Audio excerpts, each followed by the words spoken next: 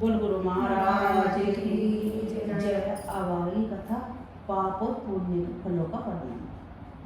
यताति बोले हैं मातले मृत्यु लोक के सामान बड़े भयान, मृत्यु लोक में मानव बड़े भयानक पाप करते हैं, उन्हें उन कर्मों का क्या फल मिलेगा।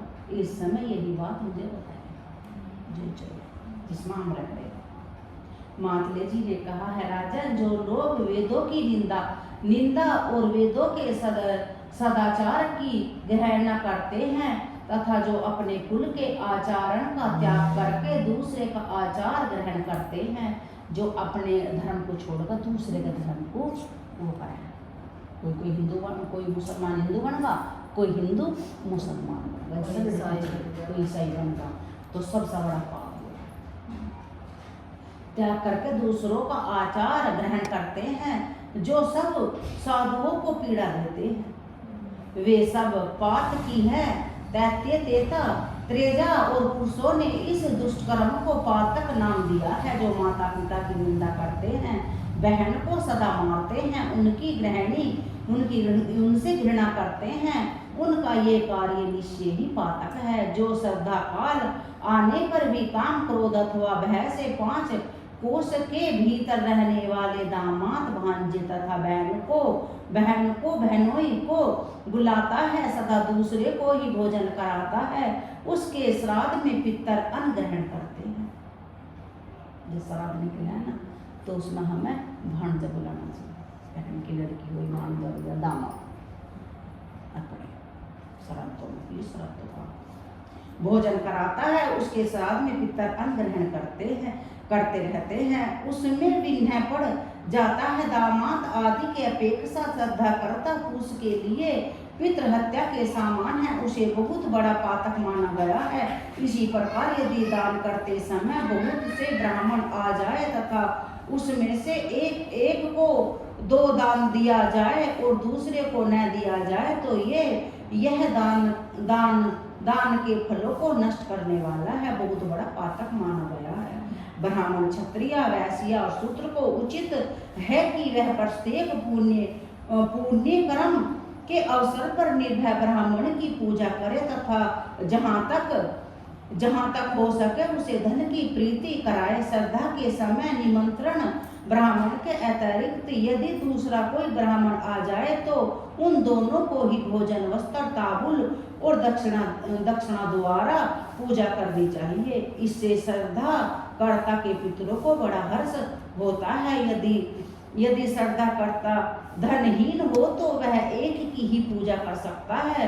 जो श्रद्धा में ब्राह्मणों को भोजन कराकर आदर पूर्वक दक्षिणा देता है, उसे गोहत्या आदि के समान पाप लगता है। महाराज व्यतीत योग आने पर अथवा अमावस्या तिथि को या पिता की अक्षय तिथि को प्राप्त करने पर अप्रैल काल में ब्राह्मण आदि वर्णों को अवश्य ही श्राद्ध करना चाहिए।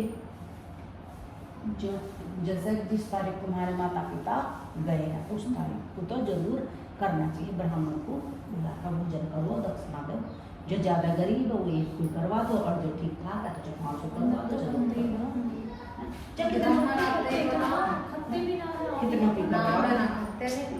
देखो, एक लिख रहा मावस का।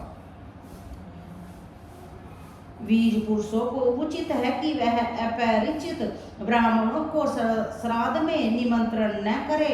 अपरिचित में भी यदि कोई वेदान को पैगामी विद्वान हो तो उस ब्राह्मण को श्राद्ध में निमंत्रण न और दान देना उचित नहीं है। राजन, निमंत्रण ब्राह्मण का अपूर्ण अतिथि सत्कार करना चाहिए।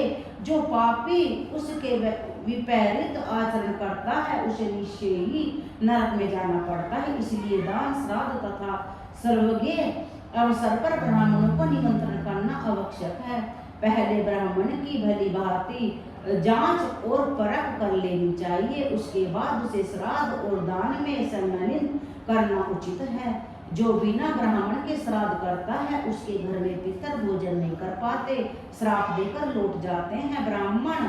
ब्राह्मण ही श्राद्ध करने से मनुष्य महापापी होता है। जो ब्राह्मण को नहीं बुलाता, ब्राह्मण ही होता है तथा ब्राह्मण घाती कहलाता है। राजन, जो पितृकुल के आचार का परित्याग करके स्वैच्छिक अनुसार बर्ताव करता है, उसे महापापी समझना चाहिए। वह सब धर्मों से वैष्टीकृत है।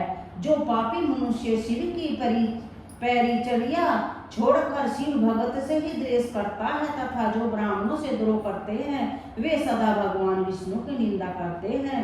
वे महापापी सदाचारी निंदा करने वाले पुरुषों की घृणा में आते हैं। जो भगवान भोले बाबा की निंदा कर रहे तो समझो वे विष्णु भगवान की भी निंदा कर रहे। वे दोनों हराधरी एक ही है। सर्वप्रथम उत्तम ज्ञान रूप पुण्यम भागवत पुराणों की पूजा करनी चाहिए। तत्पश्चात विष्णु पुराण, हरिवंश, मैथिली पुराण और कुमरन पुराण का पूजन उचित है। जो पद्म पुराण की पूजा करते हैं, उनके द्वारा भगवान श्री मधुसूदन की प्रत्येक पूजा हो जाती है। जो श्री भगवान के ज्ञान रूप पुराण की पूजा किए बिना ही उसे पढ़ते हैं और लिखते हैं, लोभ में आकर बेच देते हैं, अपवित्र स्थान में मनमाने ढंग से रख देते हैं तथा स्वयं अशुद्ध रहकर अशुद्ध स्थान में पुराण की कथा करते हैं और सुनते हैं, उसका यह सब कार्य गुरु निंदा के समान माना गया है। जो गुरु की पूजा किए बिना समान माना गया है, जो गुरु की पूजा किए बिना ही उससे शास्त्र श्रवण कराता है, गुरु की सेवा नहीं करता, उनकी आज्ञा भंग करने का विचार करता है, उसकी बात का अभिनंदन नहीं करता है, विपुत प्रीतिवाद कर देता है, गुरु के कार्य की करने योग्य होने पर भी अपेक्षा करता है, जो गुरु को रोग आदि से पीड़ित समर्थ विदेश की ओर स्थित शत्रु द्वारा अपमानित देखकर भी उनका साथ छोड़ देता है, वह पापी अब तक पाप नरक में निवास करता है जब तक कि 14 इंद्रों की आयु पूरी नहीं हो जाती।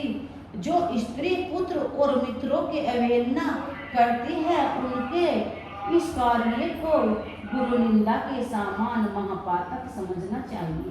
ब्राह्मण की हत्या करने वाला सगुण, सोना चुराने वाला और शराबी गुरु की सैया पर सोने वाला तथा उसका सहयोगी, ये 5 प्रकार के मनुष्य महापाती माने गए हैं। जो क्रोध, द्वेष, भय अथवा लोभ से विशेष ब्राह्मण के मर्म आदि का विच्छेद करता है, दरिद्र भिक्षुक ब्राह्मण को द्वार पर बुलाकर पीछे गोरा जवाब दे देता है। जो विधाता के अभिमान में आकर सभा में उदासीन भाव से बैठे हुए ब्राह्मण को भी निसंदेह कर देता है तथा जो मिथ्या गुणों द्वारा अपने को जबरदस्ती ऊंचा सिद्ध करता है और गुरु को ही उपदेश करने लगता है, इन सबको ब्राह्मण घाती माना गया है।